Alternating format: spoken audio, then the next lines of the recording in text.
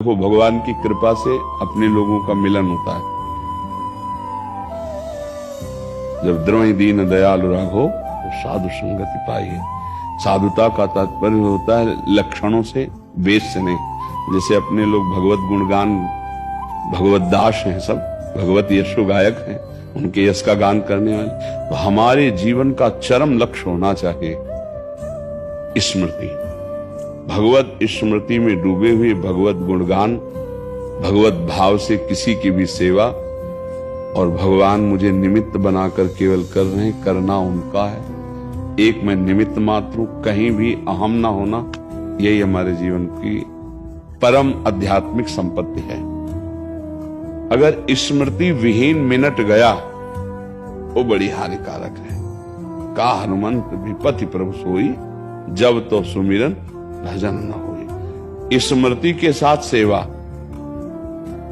सुमिरन स्मृति और भज धात सेवायाम भजन, मतलब आपकी सेवा स्मृति के सहित। मतलब मामनिस्मर युद्ध च, मामलेश्वर युद्ध च, मेरी स्मृति स्मरण और अपने कर्तव्य का पालन।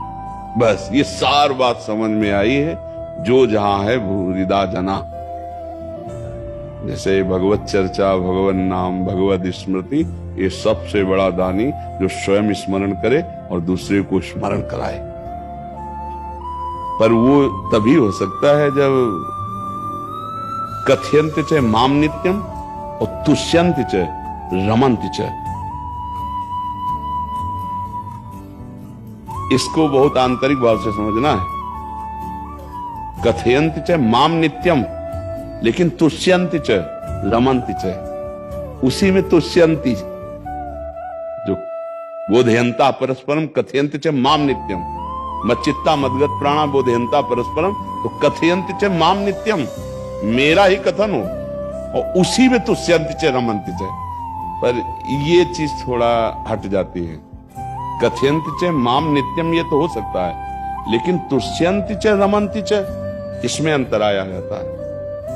धन, भोग, वासनात्मक क्रियाएं, अब कथयंचित माम नित्यम का रस नहीं मिल पाएगा।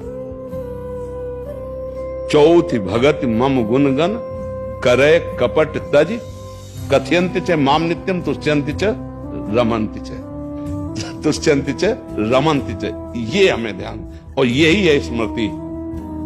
जब उनकी रूप स्मृति में, उनकी लीला स्मृति में, ये परमहंस संहिता श्रीमद् भागवत ना इतनी समर्थ है कि और किसी साधन की जरूरत नहीं। इसके 7 दिन में स्पष्ट प्रेत भगवत पार्षद बन के विमान में जा रहा है, ले जा रहा है। बस देख लो।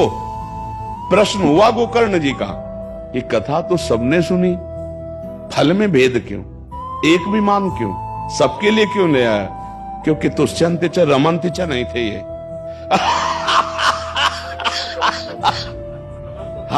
हाँ, मनन नहीं था, तुष्यंत च रमंत च ना होने के कारण, और इसने भूख प्यास सबका त्याग करके ये इसी में तुष्यंत च रमंत च, इसीलिए विमान इसके लिए आया है।